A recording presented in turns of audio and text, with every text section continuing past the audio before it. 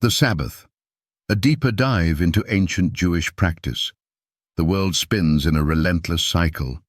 Days blur into nights, work swallows rest, and the sacred is sacrificed for the sake of convenience. But deep within the heart of ancient Jewish practice lies a command that defied the rhythm of human ambition. The Sabbath. More than a mere ritual, more than just a day of rest, it is a divine decree written by the very finger of God. More than tradition, a holy covenant. The skeptics scoff, the pastors preach grace over law, the imams claim it's obsolete, and priests declare it fulfilled.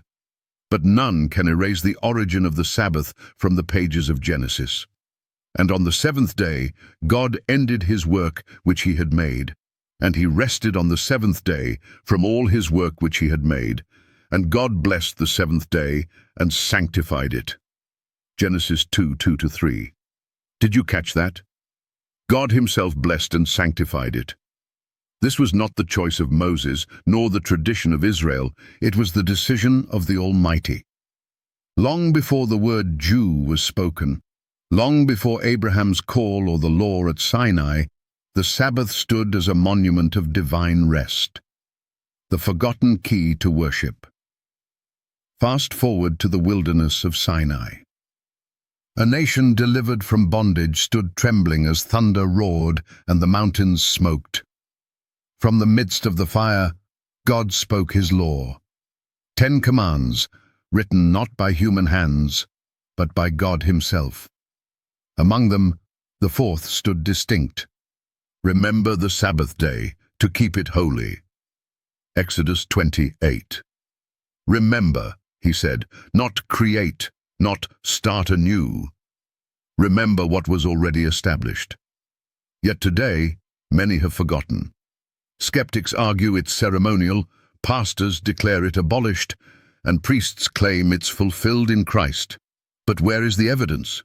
Did Christ say, "Forget the Sabbath"? No, he declared, "The Son of Man is Lord even of the Sabbath." Mark chapter 2:28. If he is Lord of the Sabbath, how dare any man attempt to erase it? A divine marker in time.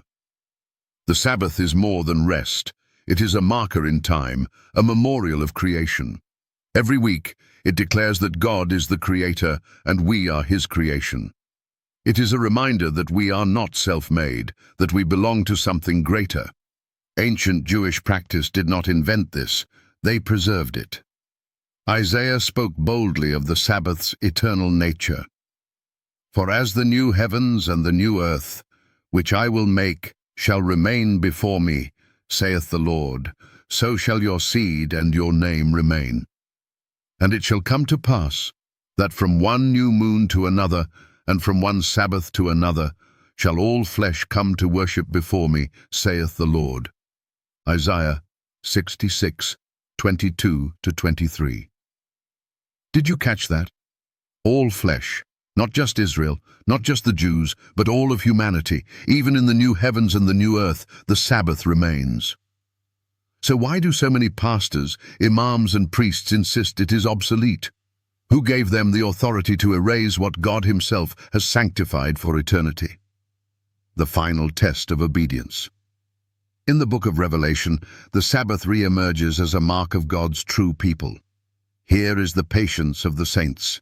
Here are they that keep the commandments of God and the faith of Jesus. Revelation 14:12. It is no coincidence that the Sabbath is part of those commandments, unchanged, unaltered, and eternal.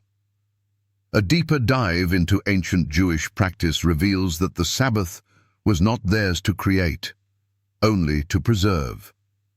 It is a gift from the Creator, a sign of his authority.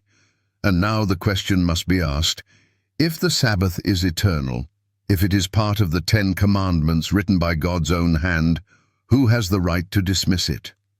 If you follow tradition over truth, can you truly claim to follow Christ? For he himself kept the Sabbath, Luke 4:16. Will you stand with tradition, or will you embrace the deeper truth hidden in ancient Jewish practice?